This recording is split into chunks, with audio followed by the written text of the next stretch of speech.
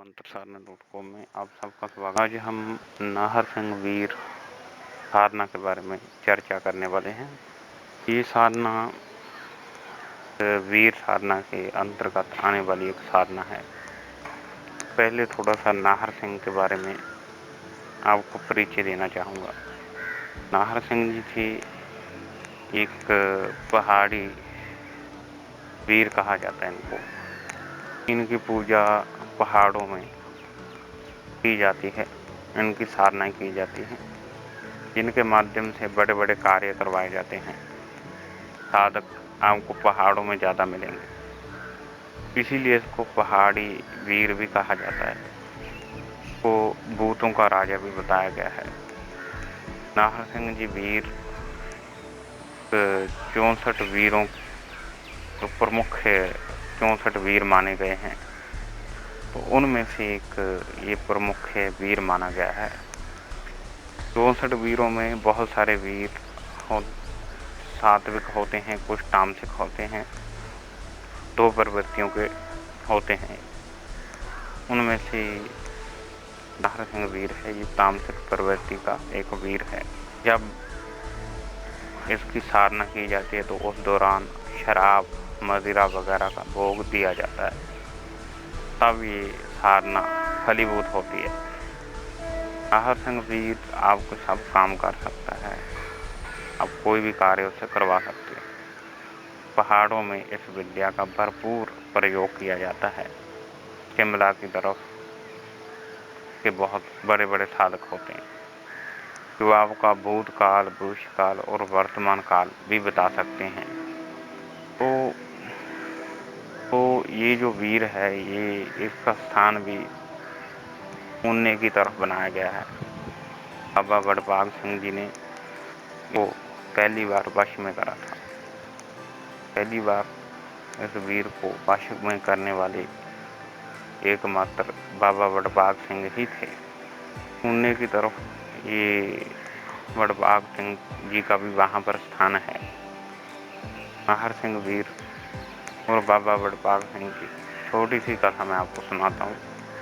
ये कथा ज़्यादा विस्तार से नहीं सुनाऊंगा, क्योंकि ये वीडियो बहुत लंबा हो सकता है, इसीलिए थोड़ा शॉर्ट में सुनाऊंगा। कहा जाता है कि ऊना के पास पहाड़ों में नाहर सिंह जी का वास था।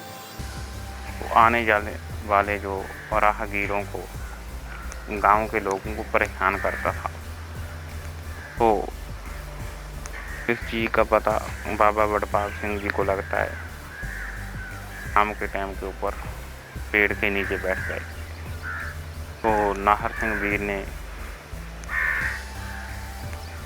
उनको एक आम इंसान समझकर परेशान करना चाहा। उन्होंने पहले से ही अपने चारों तरफ एक सुरक्षा चक्कर बना रखा था। तो नाहर सिंह वीर ने अपनी प्रकार की माया से बाबा वडभाग सिंह जी को परेशान करना चाहा।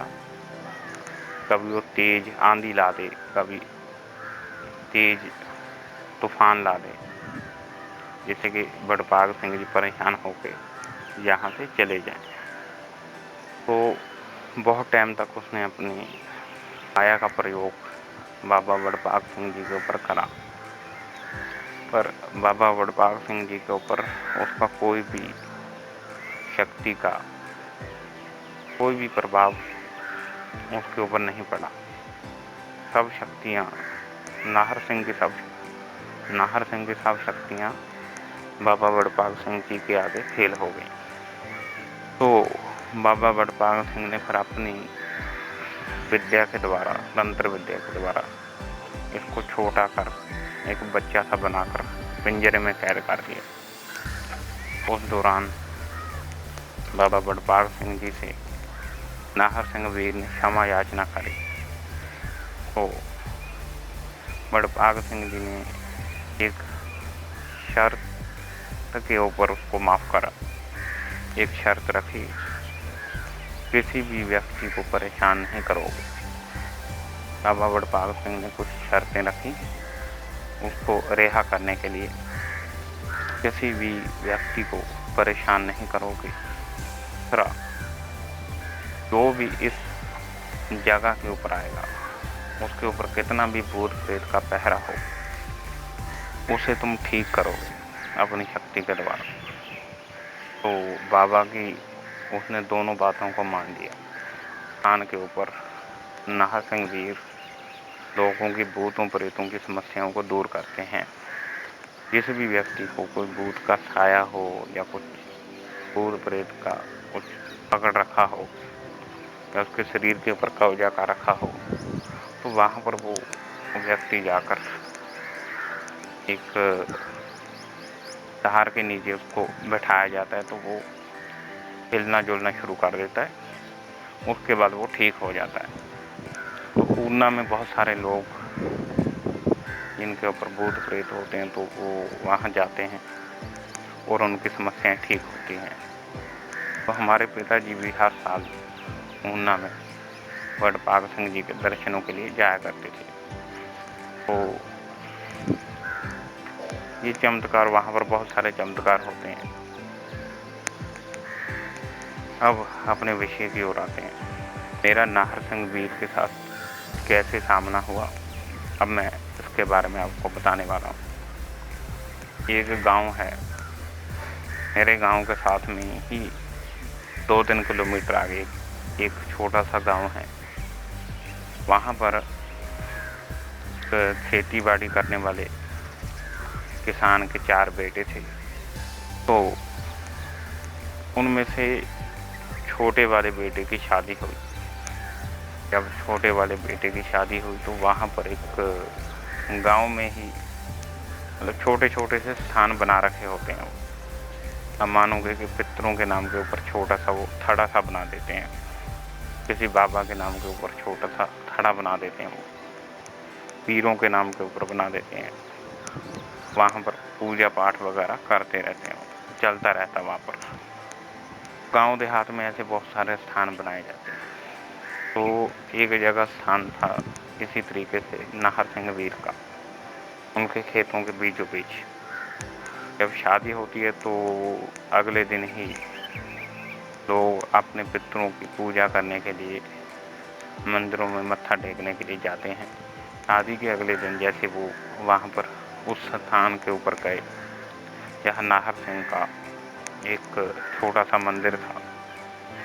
तो जो नाहर सिंह होता है, इसका औरतों में बहुत सारा लगाव होता है, बहुत लगाव होता है इसका औरतों के मामले में। बहुत सारे वीर ऐसे हैं, बहुत सारी शक्तियाँ ऐसी हैं जो कि का औरतों के प्रति बहुत सारा आकर्षण होता है, औरतों के साथ भोग वगैरह करते हैं।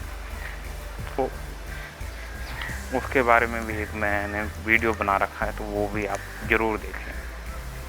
शादीशुदा व्यक्ति को कौन सी साधनाएं नहीं करनी चाहिए, इसके बारे में एक वीडियो मेरा बना हुआ है, तो वो आप ज़रूर देखें। औरतों को कौन सी साधनाएं नहीं करनी चाहिए, इसके ऊपर भी एक वीडियो बना है, तो वो ज़रूर देखना। आप देख सकते हैं, मेरे चैनल में है वो वीडियो मैंने दोनों डाल रखे हैं। तो आगे क्या होता है कि जो वडभाग सिंह हो, मतलब जो नाहर सिंह होता है, तो वो औरत पसंद आ जाती है। अगले दिन जैसे वो मतलब औरत उसको पसंद आ जाती है, वो लड़की उसको पसंद आ जाती है। नाहर सिंह उस औरत के ऊपर सवार हो जाता है। जब वो लड़की अपने घर पहुंचती है, रात में पहुंचती है, तो चेहरा एकदम पीला पड़ जाता है। घर वाले बोल रहे थे कि घर से तो बहुत अच्छे से गई थी, अब अच्छी भली गई थी, तो अचानक से इसको क्या हो गया।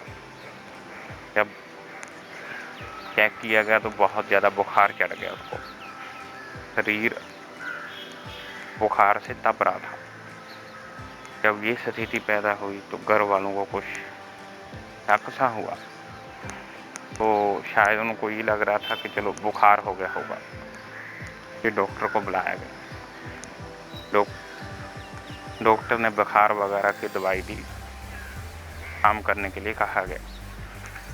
2-3 दिन तक डॉक्टर की दवाई के बाद भी कोई असर नहीं दिखा। 3 दिन तक दवाई खाने के बाद भी कोई असर नहीं दिखा। लगातार शरीर तप रहा था। किसी सियाने बुजुर्ग ने कहा कि ज़रूर इसके ऊपर कुछ शक्ति का पहरा लगा है। वो किसी को ये नहीं था पता कि किस शक्ति का पहरा लगा है।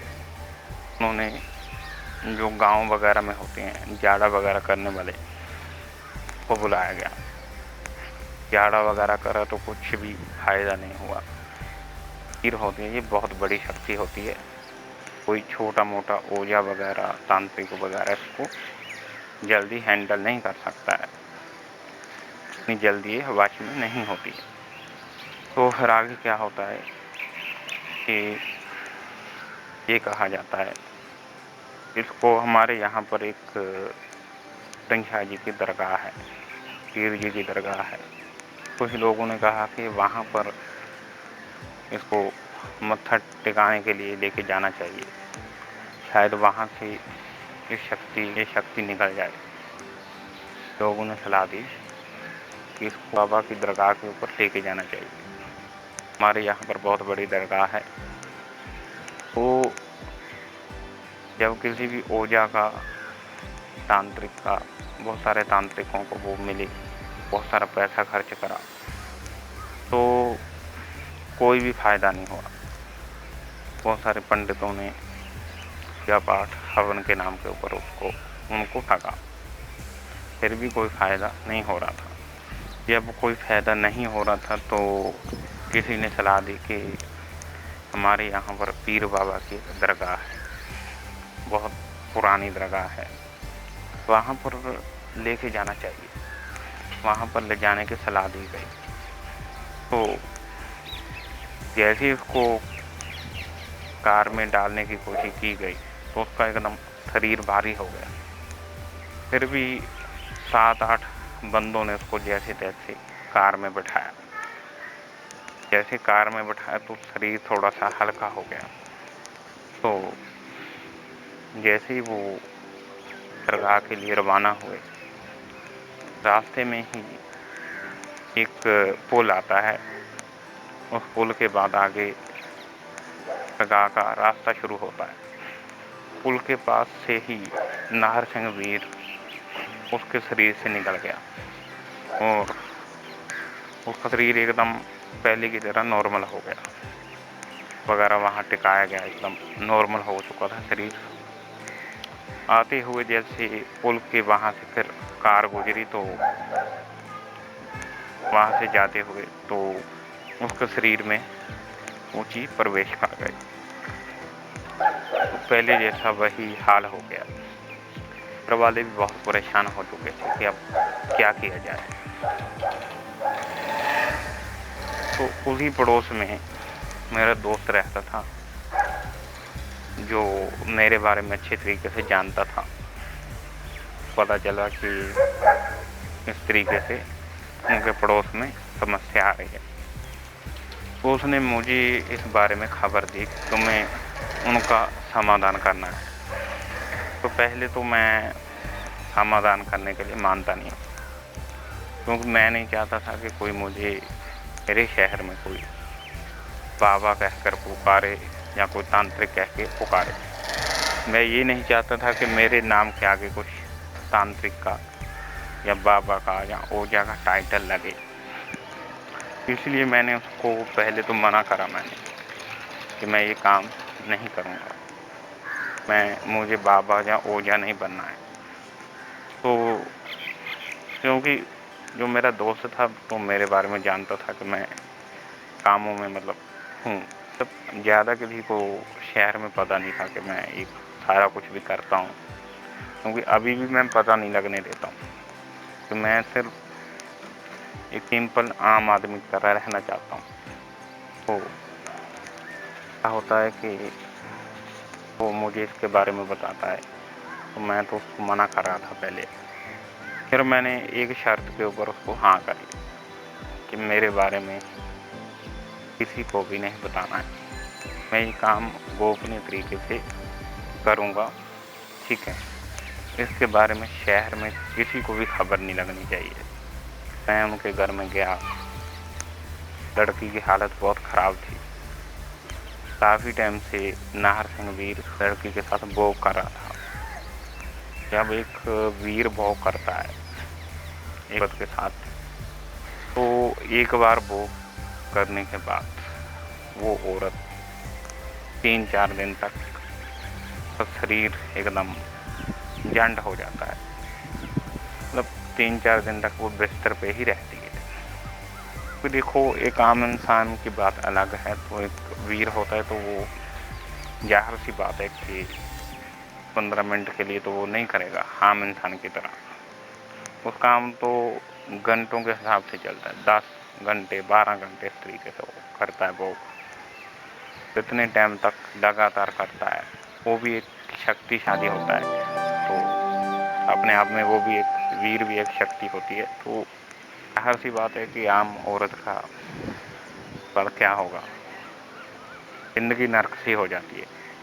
कहने का मतलब ये है, कुछ केसों में औरतों को पता चल जाता है कि हमारे साथ भोग हो रहा है। कुछ अब मतलब केसों में उनको पता ही नहीं चलता कि उनके साथ हो क्या रहा है। मतलब वो एक अचेत सी हो जाती है, मतलब पता ही नहीं होता। जब वो सुबह उठती हैं तो उनको लगता है कि शरीर एकदम बदन दुखन मतलब दर्द होना शुरू हो जाता है बदन में। तो उनको रीज़न पता ही नहीं होता है कि लगातार शरीर में दर्द क्यों हो रहा है। ज़ाहिर सी बात है कि वो उस वक्त अचेत अवस्था में होती हैं। तो इसी तरीके से मुझे भी नहीं पता था कि उसके ऊपर नाहर संगीत या कुछ प्रभाव है। यहाँ तक कि उसके घर वालों को भी नहीं पता था कि उसके ऊपर कौन सी शक्ति क्या कर रही है। तो फिर मैं वहाँ पर गया, सबसे बज्जर कीली को वहाँ पर लगा दिया चारों तरफ। ये बज्जर कीली इस तरीके का एक कवच होता है। अगर किसी शक्ति को हम में बांध दें, उस जगह से कभी बाहर नहीं जा सकती है। मतलब ये कि उस जगह में वो चीज़ कैद हो जाएगी। पता था कि अगर मैं इसको शुरू करूँगा इसकी प्रक्रिया, ये तुरंत वहाँ से भाग जाएगा। मैं ये नहीं चाहता था कि ये मेरे हाथ से निकले, इसलिए मैंने वज्र कीली लगा के उसी कमरे में कैद कर दिया। ये वहाँ से भाग नहीं पाए। वज्र कीली से आप किसी भी देवता को भी बांध सकते हैं। दिवाली की रात में जैसे लक्ष्मी का आवाहन करते हैं लोग, तो लक्ष्मी आती है जैसे उनके घर में, वहीं पर ही वज्र कीली के माध्यम से उसको एक बांध दिया जाता है। मतलब वहाँ से वो निकल ही नहीं पाती है, घर में कैद हो जाती है। तो उससे क्या होता है कि पैसे की कोई दिक्कत नहीं होती है। जो आम इंसान होगा वो भी करोड़ों-पति बन जाएगा। तो वहाँ पर सदा-सदा के लिए लक्ष्मी बन जाती है। फिर हमारा तो विषय वो नहीं है, अब किसी और आते हैं। मैंने वज्र कीली से उसको बांध दिया, वो वहीं पर ही कैद हो गया नाहर सिंह। तो पर मैंने बाबा वड़पाल सिंह का चोटी बिठाई, तो नाहर सिंह फड़फड़ा के सामने आया एकदम। तो मैंने वड़पाल सिंह जी की जैसे चोटी बिठाई कि सब शक्ति निष्क्रिय हो गई। उसके बाद वो निष्क्रिय करने के बाद, उसकी शक्ति को निष्क्रिय करने के बाद फिर मैंने उसके ऊपर शक्ति का प्रयोग करा। जैसे ही उसके ऊपर काली के वीर को बैठाया गया, वो फड़फड़ाने लगा। उस दौरान उसने क्षमा याचना करी, गलती हुई है तो आप मुझे क्षमा करें। तो जैसे ही वज्र कीली लगाने के बाद फिर मैंने बाबा वड़पाल सिंह जी की वहाँ पर चोटी बिठा दी। फड़फड़ाने लगा। जब ये फड़फड़ाने लगा तो उसने मेरे से फिर क्षमा याचना करी कि आप माफ़ कीजिए, मेरे से गलती हुई है।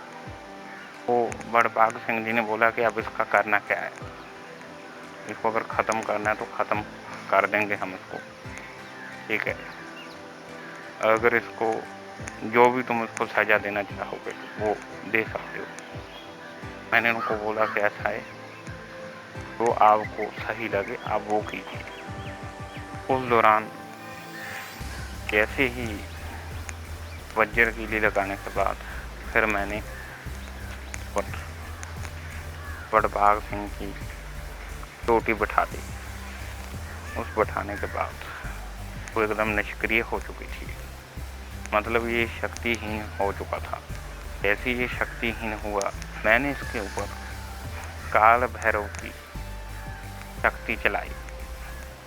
काल भैरव के चलाने के बाद काल भैरव ने इसको काल भैरव जी ने इसको वहाँ पर आए। पर मैंने काल भैरव की शक्ति चलाई। भैरव की शक्ति से इसका शरीर जलने लगा। इसने क्षमा याचना करी कि काल भैरव मुझे जलाकर भस्म कर देगा, आप मुझे क्षमा कीजिए। तो मैंने उसको फिर क्षमा करा। उसके बाद कुछ मैंने इससे वचन लिए, औरत को छोड़कर सदा सदा के लिए चले जाओगे, नहीं करोगे, वचन दिया जी।